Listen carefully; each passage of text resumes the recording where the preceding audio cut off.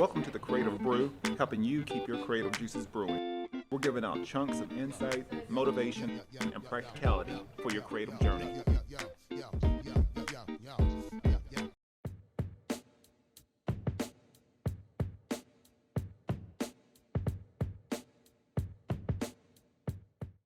If you're a creator, athlete, or entrepreneur, luck can only get you so far. Having the right skill sets are critical in your success. All Skill No Luck makes handcrafted, custom designed flannel wear, made in the United States and based here right in Oceanside, California. They pride themselves on quality, creativity, and attitude. The perfect brand for the Creative Brew. Use promo code CreativeBrew10 and get 10% off and free shipping within the United States. You can check them out at allskillnoluck.com. My next partner is Elevate Coffee Trading, and if you appreciate specialty coffee, enjoy outdoor adventure, and love helping elevate the lives of children around the world, then you're going to love Elevate Coffee Trading. Their mission is to extract hope through love, coffee, and adventures. There's free shipping in the United States, and every bag of coffee helps sponsor health and education for children in coffee-producing countries and in areas of need in the United States. You can use promo code Elevate21 on your next order, and you can follow their journey on social media at Elevate Coffee Trading. Or you can visit online at elevatecoffeetrading.com, and let's start extracting hope together. And this episode is brought to you by Baba Coffee, smuggling good vibes. Baba roasts their coffee beans each week and only offers the freshest coffee. They have espressos, lattes, cappuccinos, pour over, or drip coffee. You can try their cold brew coffee, nitro cold brew, or bulletproof coffee, and boba milk teas. They also have a wide assortment of delicious food. I would suggest you try the avocado toast, mimosas, wine, or beer. On the weekends, you can check out some great music like the Soto Six and food like Eliza the Shelf and others over the weekend, every Friday and Saturday, beginning at 6 p.m. You can check out everything they got going on Facebook and Instagram at Baba Coffee, or go to babacoffee.com. And welcome to a new episode of the Creative Brew, giving you insights on your creative journey. Today, we've got a special guest today. We've got Jason Moore, an artist, entrepreneur, actor. Like I said, really, like I said, got a long list of credits. He's mainly known for his character, Curtis Hoyle in the Punisher that's on Netflix. So you get a chance, check him out. He's on there. But like I said, I got to meet Jason at the Oceanside Stronghold not too long ago, and got to check out his book, which is what we're going to talk about today. Talk about a little bit about his story and the book and things that inspire him and all kinds of other things. So without further ado, I'll let Jason share his origin story, and then we'll get going. Thank you for having me. So I guess we could start with was born in Jamaica, and then moved to America very young age and set up shop in Albany, New York, which is upstate New York.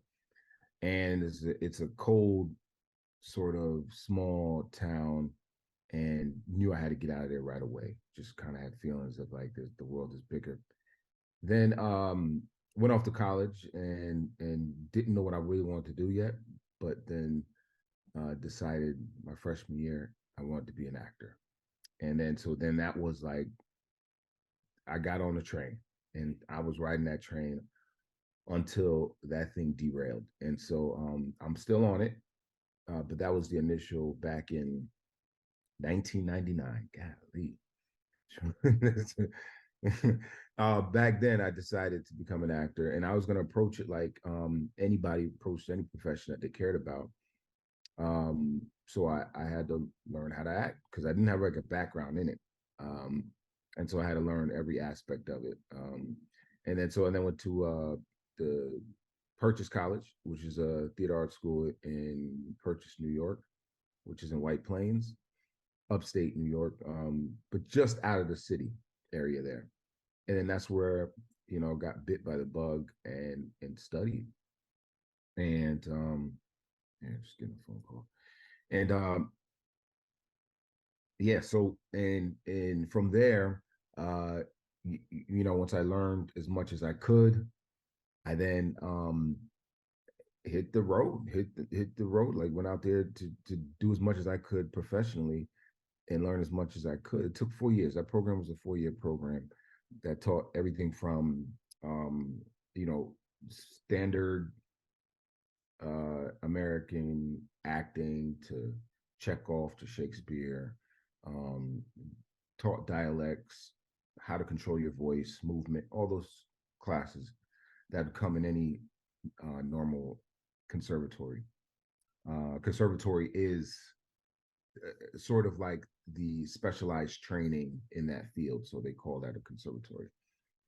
Um, and then went out there, and I think the first role I ever got was Guiding Light, which is a soap opera back in New York that got canceled since then. But yeah, that was the beginning, and I've been at it in terms of acting ever since. Um, and you know, along the way, I had to make sure I had people around me who knew more than I did about the business and how to act, because those were my sources of constant learning. Um, and then I came out here to LA because I wanted to take the acting career to the next level. And I've pretty much been here ever since. And that was back in 2008, 2009, something like that. Yeah. Cool, That's the cool. start. And so here I am in LA. Yeah. Wow. Yeah, sometimes it's yeah, it could be a little. I know a lot of people that, it could be, artists, musicians that, maybe they're in a small town. Like I said, I'm originally, I'm from Tennessee. So I tend to, I was in a, sort of a small, tight knit community. And even coming out here, like I said, I got out here in 2014, different cultures. Like I said, it was sort of like a wide open to like a new world, almost, coming out here on the West Coast. But, um, I mean, for you personally, I mean, do you felt like, I mean, did you get to that point to where like you were gonna move out of there no matter what, and get to a new sort of get into a new environment to sort of pursue acting, or did you? I mean, I didn't know if you had that little apprehension or fear, feeling like stuck maybe with you stuck in Albany, um, having that fear and apprehension, but like maybe I'm afraid to take that leap, or did you just make a decision like, hey, I'm just gonna just go after it? There are very few moments, well, not a few moments, but I think there are a few moments in a person's life when they are absolutely clear about something. What I mean, they are clear. Um, and one of those moments of leaving New York to go to LA was one of those. I didn't know. I didn't have a lot of things in place, but I knew I was clear and I was going to LA. A couple of reasons. Um, Once I thought about it, really thought about it, I was out of New York within 2 weeks. I mean, apartment gone, everything. I just left whatever I had in the apartment, told the super he could keep it, do whatever he wants with it, keep the security deposit, and then I moved to LA. Um, and I was so clear on that. I was like, first of all, it was too cold and wet outside for too many days, and I was like, I don't gotta live like this. And I was like, they got palm trees over there. They got palm trees and nice weather. I'm like, what am I doing here? And the film business is out there. And so I knew it. And within 2 weeks, I was in LA from really thinking about it and moving. So it didn't take much time. I was gone. So with the Punisher role, so how did you end up? And I'm sure there was processes and just steps to even get to that opportunity. But like, how did you fall into that? Like, I didn't know. I mean, from your perspective, like, how did you get into that Well, I role? mean, as an actor, we just audition for things that comes our way. And the Punisher, the way Marvel usually casts is they keep things secret. They give you code names and generic scripts and text to read through. None of it's like the real deal. Um, and so you just audition for it like it's a normal thing, and that's what it was. And then later on, once they're like interested in you, then they'll reveal what it is, and that's what happened. So then it was revealed that, this is a new show called The Punisher, and I was like, what? Like for real? And you went through the audition process, uh, and, and I still make fun with the showrunner because the audition for that role was unnecessary. What he did, I mean, it was like 3 pages of the monologue. Like the monologue, I'm like the monologue that made it to the on the screen was cut short, and it was overlapping with different images and stuff. It wasn't just me sitting there talking.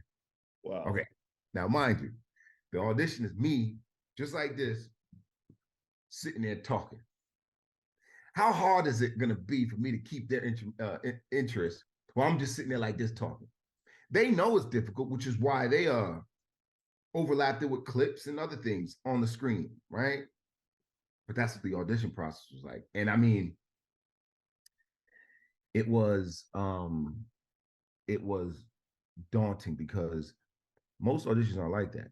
They're usually short, quick, thing, but this was like 3 pages of just a straight monologue. But I was trained that way. I was trained doing Shakespeare. I was trained doing August Wilson.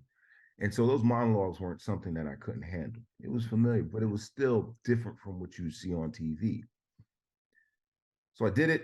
Make a long story short, got the call that they want to offer me the role, and then the rest was history. It was like it was a great feeling.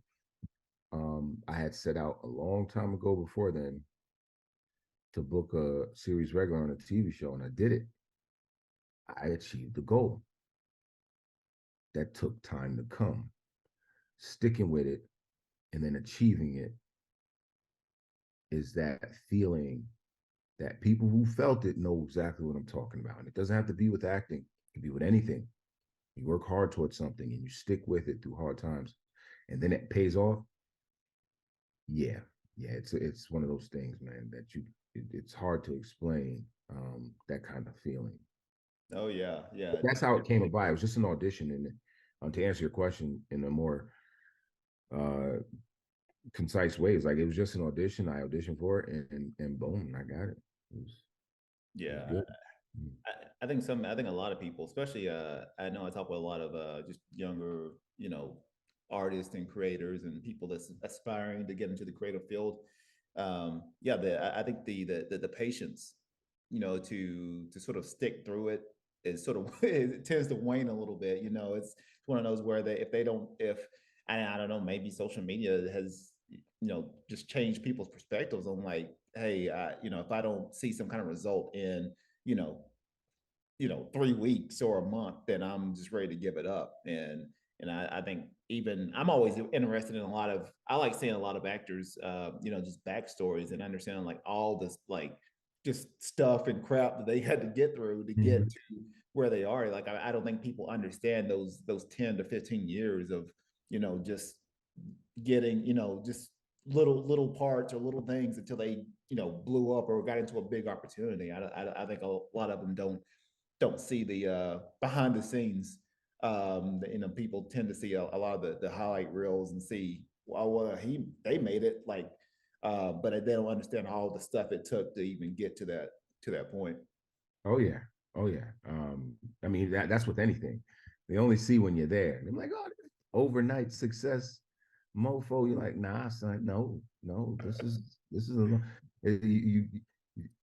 all right. So here, this is a prime example. I'm probably jumping the gun in terms of your line of questioning, but Oh no, you're fine, you're good. like you're like this publishing company that I'm trying to build with my partner Justin right now. No one knows who we are. Absolutely, no one knows who we are. But I'm going door to door. I'm legit a door to door vacuum salesman. Or if you remember back in the day when these rappers used to sell, like all the big rappers now used to sell their mixtapes out of their trunk of their car. Hmm. There's no difference in what I'm doing now. What happens is that if I give up now with this hard work, that is very exhausting and very expensive. But if I give up now, then that's it. It's the end of it. But if I give it a real effort, with an understanding that it takes a minimum of 3 years for any business to become profitable. With that type of understanding, you know you got to give yourself at least 3 years, like really dedicated hard work. So you say, I can't make a decision based on, I can't make a decision in terms of giving up or changing unless there is some concrete information or 3 years, or or give it 3 years. And so with this, it is a grueling. Nobody is with me in the car as I'm driving from one town to the next. Mm-hmm. Right? Nobody's with me when I'm breaking my back, lifting up those box of books, trying to put them on a truck or in my car. Nobody's with me on that. Nobody sees it. But what they are going to see is this interview later on, or other interviews, me walking a carpet, and then this comes up. Don't you got that publishing company? That's what they do. That's what they see later on. And they're like, oh, you've done so much. And nobody cares when it's building. Most people just want to see the results. And that's fine. That's fine. But know that when you're in the lab, like you're in the lab, the door's closed and no one's looking in. And you gotta like take those moments, I think, most seriously, because then you can reveal the truth to people later on. Like it's and I'm in any department, in any field. But it seemed like Facebook came out of nowhere. Facebook came out when I was in college. Yeah. Seemed like it came out of nowhere. The biggest social media sites ever came out of nowhere, right?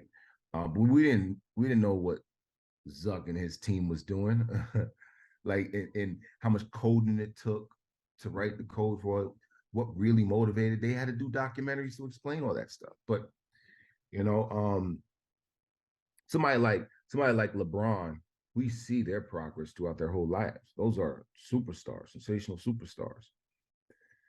But that work had to be put in regardless.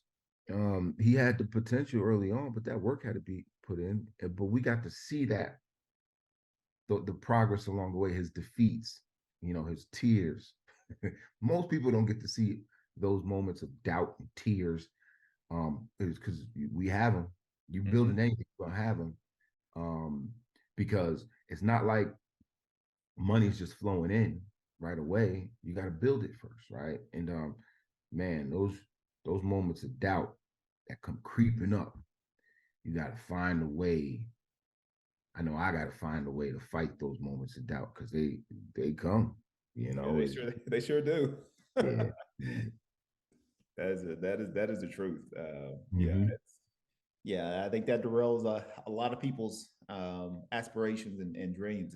Is they get those doubts creeping in, or they feel like, I know the biggest thing I've recently heard, and I'm sure you may be able to allude to this, is like where people feel like they don't support you, or maybe it could be like your closest friends or family. They feel like you're putting out something, and like they get mad because like they're like, well, what, how my friends or family don't even support me on this, like, or it could be just some random person that just picked up your book and enjoys it, and they'll be the first ones to share and support it, you know rather than like your close friends or family, or things like that.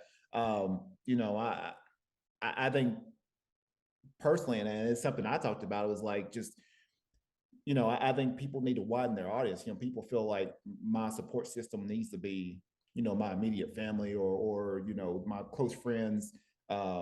Your audiences could be the entire world. Like, Prayer for the Hunted. I mean, that's something that could be a worldwide product. Your audience may be in another country altogether. So I think once we sort of switch our mind frame, our mindsets towards that, and feeling like, whoa, wait a minute, I don't, my audience is, you know, the world. It could be a whole nother country that's reading this book right now, and praising it and supporting it. Yeah, I mean, I didn't know that. Have you had those situations where you felt like you put out something, or maybe you felt like, hey, I'm going to go do this, and maybe you get that lack of support. I didn't know if that's been the case for you before.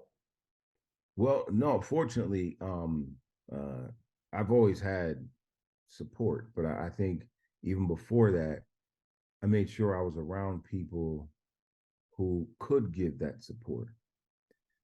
My family may not be the best. They always give the grounding family type of love support. They're always going to support, right? Now, the limits to their support is there are limits to their support in some of the areas that I'm going into because they never did it, right? But they're like, yo, go for yours. You know, they support in that kind of way. They'll never try to like you know, they'll never bad talk me. My family is there. I got a real family, but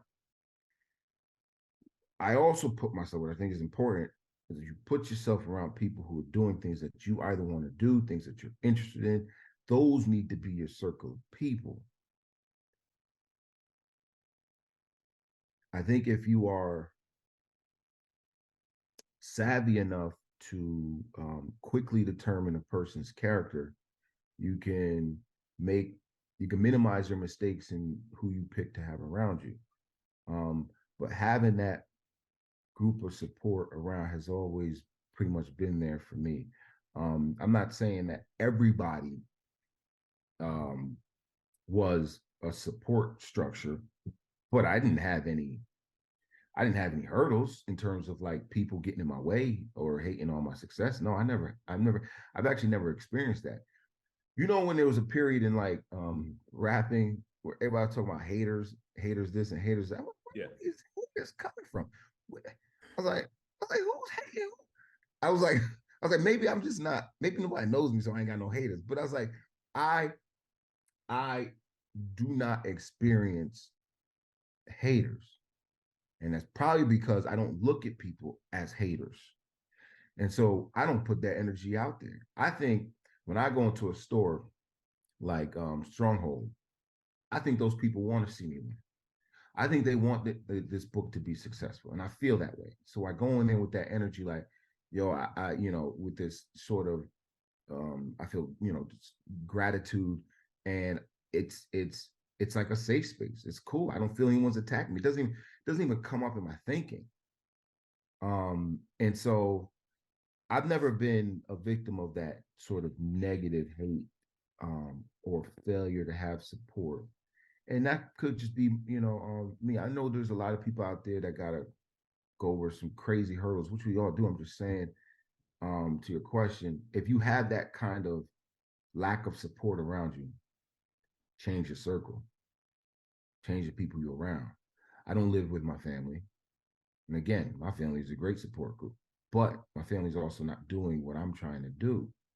So I'm the only one in my family that lives on this side of the country. Everybody else is over there. And so, whereas I know a lot of people don't want to be far from their family because that's an important support group. It's like, nah, I have other friends, colleagues, associates that are like support group out here, like here in LA. I think it's important to have too. So, but I'm not a victim of the hate and the um uh and like the people want to see me fail. I don't know. Maybe it's just because I don't put that energy out there that it doesn't cross me. Yeah, I like that. I like that. And yeah, I mean, I think that's really a great point. I mean, you know, you do. I think people, you know, some people don't realize that, hey, like maybe your family. I mean, maybe they can support you, but they can only support you for from a certain capacity. Like, you know, even with you, you know, being an actor or producing this book, you know, they can only support you from the capacity of saying, "Hey, look, go for it." But I don't know, I don't know anything about the But acting thing. I'm I like, mean, yo, ma, I how don't do know. you I can you teach me iambic pentameter, ma? Okay, what's that Shakespeare play? No, my mom's not gonna know it. She was an English teacher. My mom's a Jamaican immigrant. She's not gonna know it. Right. So I can't go to her and break down a script. I could barely go to my mom's and ask her to help me with an audition because she doesn't understand the process, right?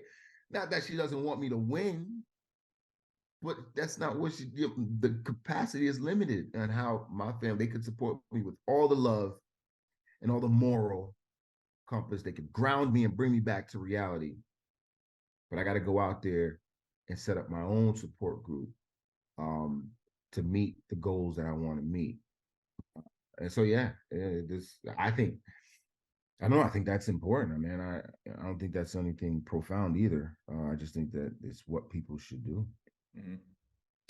So tell me a little bit about the book. So like Mhm. prayer for the Hunted. How did the concept for the book come about? Obviously, I mean, I know we talked a little bit about, just finding a publisher and everything else.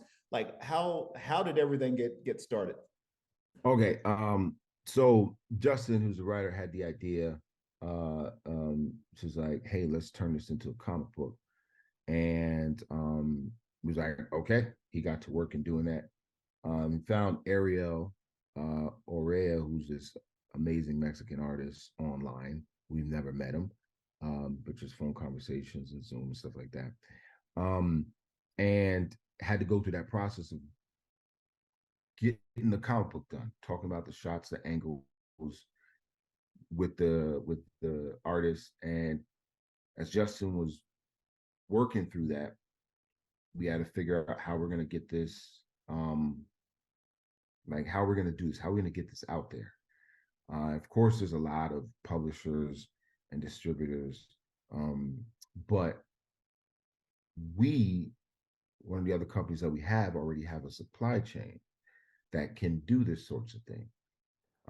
So, Justin and I went to different places in the world, and we've toured factories, and we got a list of different factories that we work with, and so we knew we can get a book done easily. So, as we got closer to releasing the book, started to look at some publishers. I, went and spoke to some people at Dark Horse, Boom, um, Oni, Image, and I got the same rejection. And I had nothing to do, pretty much nothing to do with it. It's all some soft rejections, like they wanted to let me down easily or whatever like that. But all rejections nonetheless. And I was like, huh? I was like, I mean, I'm looking at the book, right? This is the graphic novel, right? I'm like, now to kind of flip through the pages here real quick. So you can kind of get a little quick look at it, but they didn't want to have nothing to do with me. It's like, well, and Justin insists we'll do it ourselves. We will do it ourselves. Um, and that's what we decided. And so uh coming out here and doing it ourselves is again the hard part. But after those rejections, it didn't stop the process. It was like, I think they did because what I told, we had so much of it already taken care of, like printing, shipping, all that was already taken care of. So then what could they take from us? What could they ask for? Right? They couldn't take ownership of the book if all of it was done. Mhm. So I think that's why they were pretty much saying no, there wasn't a business incentive for them, right? Okay. And so once you decide to do it on your own, then you got to be prepared to do that leg work and that hard work. And so now we're in the flows of that. Yeah. So that's how the idea of the book came. Yes, it was the ultimate idea, which is I don't really like to talk about it too much because it's it's not that I shouldn't share it or don't want to share it. It's just it's it may seem too uh too sort of not that's manipulative, but it's just like too much forward planning. And like I thought you guys were artists. And we are artists, but we're like thinking down the road. And so it's all about IP. Mhm. You get these books on the bookshelf, you know, that's IP that you could then pitch to studios. People can option it. It's like that's the ultimate goal. You have a portfolio of different works. I think that's the way to go in this business. If you look at the last big movies and shows that have come out and hit the screens, they were all from books, Yep. right? Especially we already see the comic book ones, right? And so in comic books, were some issues are 22 pages. You say, and they've used some of those storylines from 22-page comic book. Yes, they've been around for a while, but I'm just like, people want works that have been around, they have a following already, and pretty much if you look at the comic book, the storyboards are already in there. So it's like you could take this to film, right? It's like the work is nearly done already. So that's the big idea, is to create um IP to sit on bookshelves Yeah. and to be sold and to be read and consumed. I mean, I know reading it, as soon as, which is said, and by the way, incredible artwork too, from Ariel, great artwork. Mm. Um, I know when I was reading it, that literally the first thing that jumped into my mind, like I could see this as a Netflix movie. Oh Um, yeah. as soon as I was reading through it, I was like, just the pace of the action. I was like, wow, I easily see that on Netflix. Mm-hmm. Um, yeah, I mean, definitely, converting something like this to a movie form. And I know it's volume one, but yeah, yeah, something like that. I think that's the way to go, is figuring out ways of leveraging, intellectual property, ideals, artwork. How can you leverage that, and distribute it in different forms? I think that's the way to go. So. So right now, I mean, even with you said there, and like I said, I know I know you don't want to give out too much of your plan. So this book was volume one. How many volumes do you plan on doing specifically for the Prayer for the 100? So volume Pray for the 100 comes in 3 volumes. The Okay, complete all right, story is in 3 volumes. So okay, um yeah, we got a third of the story in volume one right now, but the complete story is in 3 volumes. And it's about these two guys who um without giving too much, because you see what happens when you know too much. When you know more of the story than it's in one volume, you may say something that you don't want to say. But yeah, these two guys, they go head to head. One did sent to kill the other, and they got to figure this stuff out.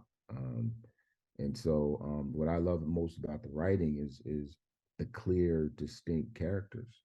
Like mhm, there's not one mistake with the Russian accent, right?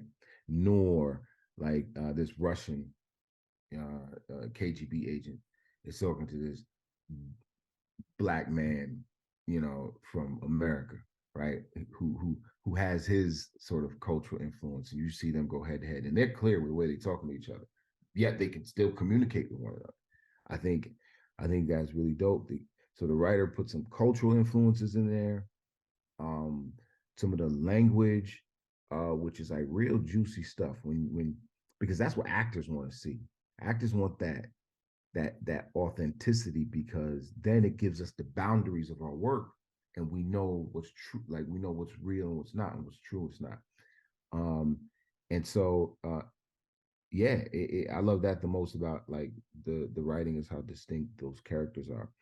um and then also the play with words, the banter. It's good stuff. good deal, good deal.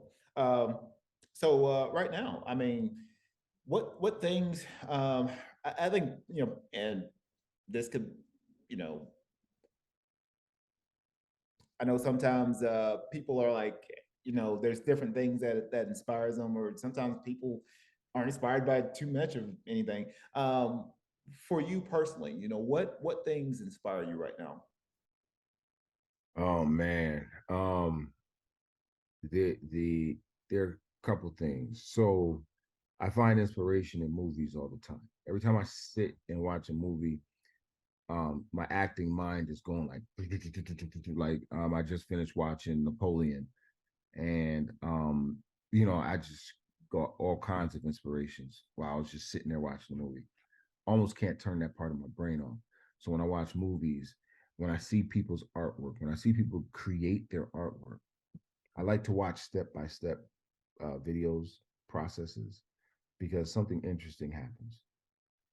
And some of the most complex drawings out there, realistic drawings, starts with stick figures, starts with a sketch, a tracing almost, and then they fill it in. And if you could break that down to almost everything you do, any large challenges, but that's how it happens to me. That's the inspiration I get from it. So I say, all right, I got this daunting task of clean out my garage. per se. I'm making this up, but so I got this daunting task. I could simply apply how someone breaks down this amazing work of art in terms of a highly realistic drawing, starting out with circles, lines, sketches, simple proportions of the anatomy, and it turns into something that's so real. I'm like, all right, I'm gonna take 3 boxes out, and I'm gonna deal with 3 boxes at a time.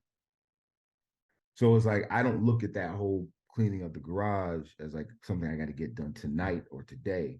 I'm like, I'm gonna do it in steps. Boom, boom. That's one piece of how, and that's just a simple translation of it. But I find these little pieces of inspiration almost everywhere. Um, there is also the people who I have around me. They are so, and they're not all artists. Like some of the people around me are just straight entrepreneurs. Um, just kind of build their businesses. They're all, all young. And when I watch them do what they do, man, I just pick up some of the most valuable things that I've learned from them. I just like, oh, I like that characteristic. Oh, this is dope how they manage their time. Or, oh, that's a great way of communicating. And so I kind of just take notes of all those things, and I found those are all little nuggets of inspiration. Um, but yeah, those inspirations just kind of help me out in real life, which then affects me creatively. Because if I can't, if my mind is bogged down and I can't think clearly, I don't know where the creativity is going to come from. and so I got to do those little things that I've seen.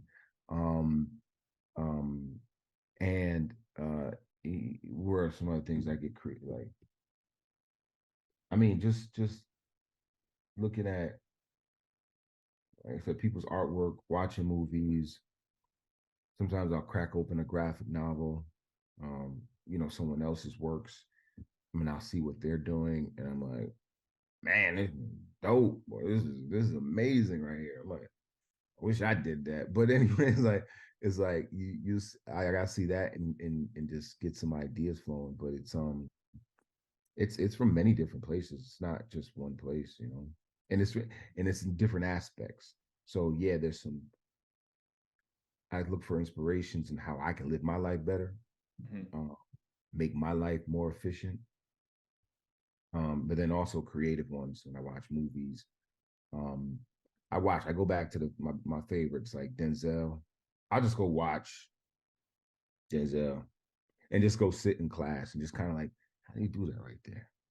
What made him do that? And I got to fill a lot of it in because I'm not there on set.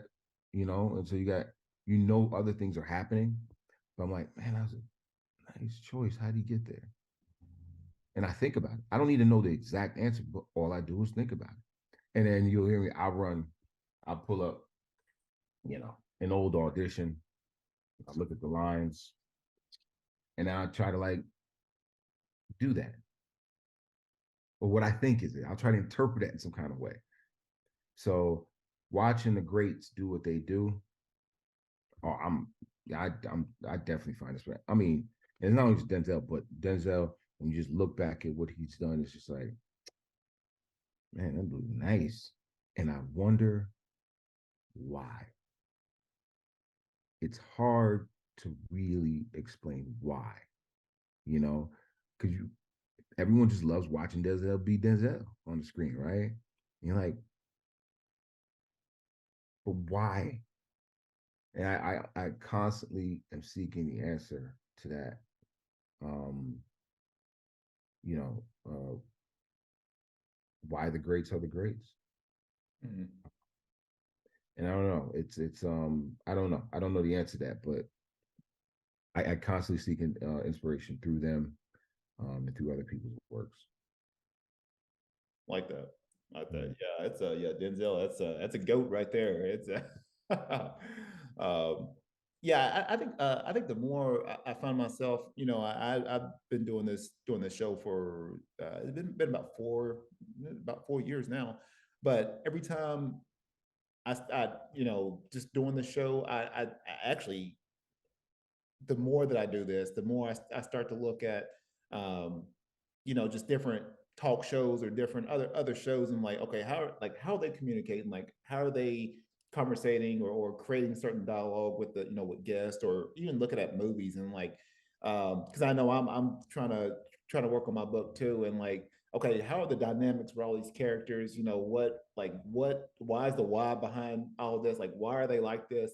Um, yeah, I think the more you just keep dissecting it, I mean, it's amazing. I mean, even with some of the actors like Denzel, I mean, that's I mean the amount of work that he's put in. I mean, I don't know. I think the reason why everybody likes Denzel is just like it's just Denzel. Like I think he magnifies his truth on screen. Like you don't see anyone that's like with Denzel, it's not anyone like, okay, he maybe he portrays this on screen, but he acts like just completely opposite. Um, I think his energy, or maybe just the way his presence is, I think it just magnifies on screen, and like that's just like he's just putting out who he is, and he's just comfortable in that. I think a lot of people, I think some of the actors have a hard time, you know, separating their acting, the actor, from their who they really are. And I think Denzel's just like all the way through, like this is who I am. Mhm. And he sort of magnifies that. I think that's why it makes it easy for people to watch him and enjoy him. Yeah, um, I like that answer, but it ain't enough. Yeah, no, because because because there are people who you know who I can like. I think you're right about that. He definitely brings his truth to the screen, but but there there are a lot of people who do that, but they don't get that sort of traction. So, I mean, Denzel's wildly charismatic and played some of the best roles written on screen. Um, I'm still searching for that answer, but I think my search for that answer is through my work. It's not really something that's going to be answered sort of and explained through words per se. I think when I discover what that answer is, I would have touched it. I would have been there. And so that's what it is. yeah, It's an ongoing search in the craft. yep, that is the truth. So right now, I mean, creative tips. What is a creative tip or tips for our audience? Well, I think I think I touched on it along the way and throughout this conversation. Um, is is one creative tip is make sure you're in creative space. And what does that mean? If you're bound, if you're burdened with bills, um, bad relationships, bad employment, just crazy stress, I don't know where you're going to find your creativity.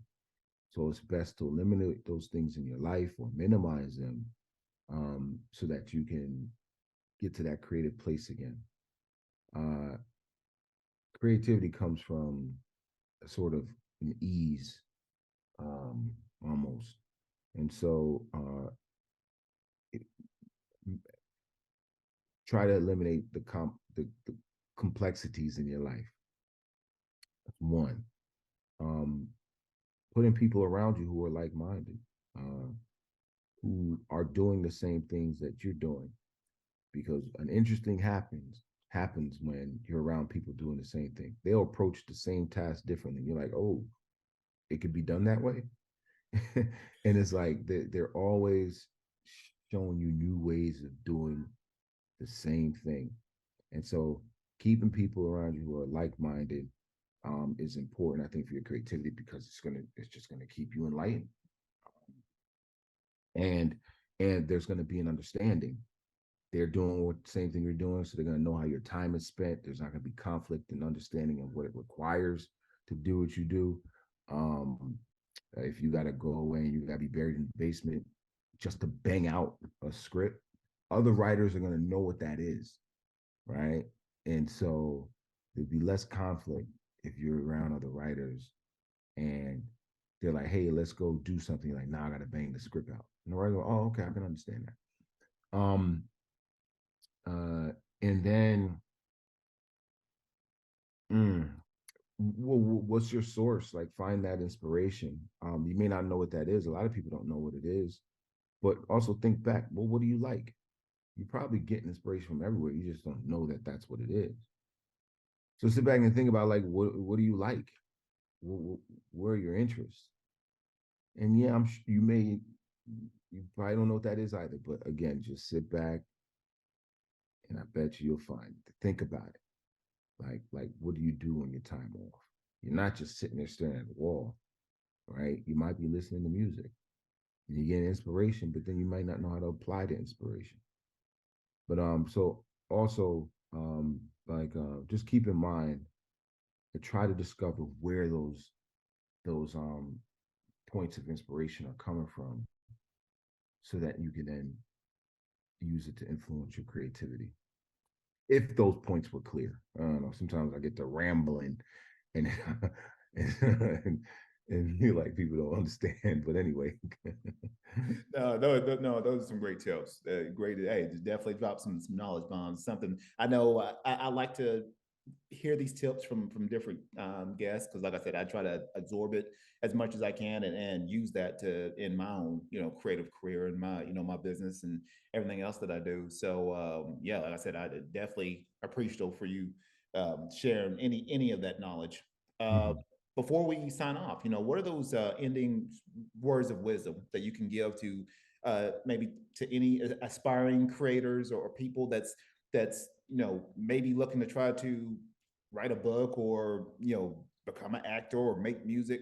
What kind of words of wisdom you can that you can share with our audience that's going to resonate with their hearts and minds and spirits. Be prepared to fail. And failure is good. There is no way that you do something perfectly right off the bat. There is no way you get there without failure. Just fail up, but don't be afraid to fail. Nobody who you admire or respect has gotten there without making any failure, without failing. Nobody.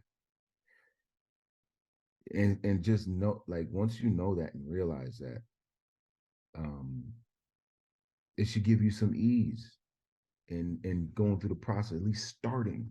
Start. Because I know failure scares people, so they don't even start. Be ready to fail. And that failure is good. And I heard this from somebody else. So I'm not like saying something new, but really think about what that is. And I don't know, give yourself an experiment. Like give yourself a test, I should say. Do something. It doesn't have to be a major task. Just try something. All right. So you know what? I'm gonna go to CVS. I'm gonna pick up a pen or a pencil and a drawing pad, and I'm gonna try to draw something. Care what it is. Just try to draw something. Draw it, look at it, and be like, "Oh, this is a piece of shit." Oh, I'm sorry. I don't know if I curse on you, but this is Good. this is. You be like, "Oh, this isn't quite what I wanted." But then go on YouTube, right, and go Google how to start drawing. What are the first steps in drawing? And then watch how they break it down. And then now you have learned how to approach drawing as opposed to just start drawing. And it's everything is like that too, right? That's the engineering mind in us, right? Is that we break it down. Even a drawing um, is an engineering mind, uh, and then fail. That first drawing was the failure, but then you went and looked up how to really do it, and then your next drawing is going to be better, and that's just life. I think that's building. So be willing to do that and go through that process, and I promise you'll surprise yourself with what you can accomplish and achieve because I've done it. Man, I wasn't the greatest student in school. I just learned along the way on how to approach problems that I encountered from other people who were around me, who had better minds, better work ethics. Um, but those were all people who I could learn something from. And so, yeah, you know, again, I wasn't the best student, but I've been able to achieve some things in life that even surprises me and surprises people who I grew up with. And I don't see myself as any different from anyone else. So That's awesome. So how can people reach out to you, connect with you, reach out to you about purchasing a book? mm-hmm. What's the best way of getting in contact with you? Okay, so best way to get in contact with me at this moment would be Instagram at Jason Moore, just Jason Moore.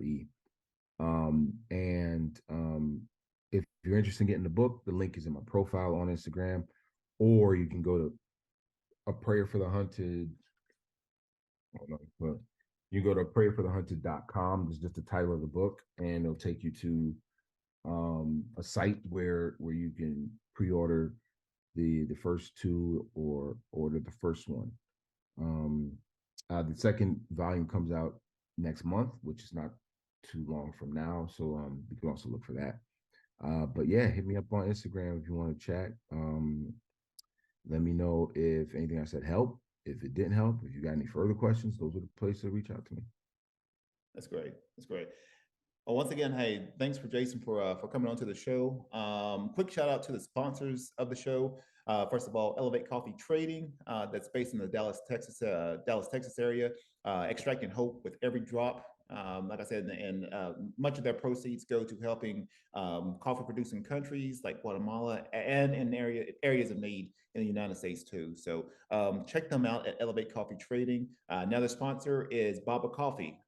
They are always smuggling good vibes, good coffee. They have organic food, beer, food, coffee, and they have live music every weekend starting at 6 p.m. They've been a great sponsor of mine, so you can check them out at Baba Coffee on Instagram, and then go to babacoffee.com to check out everything else. And then my last sponsor is All Skill No Luck. They actually produce American-made flannel and accessories right here in beautiful Oceanside, California.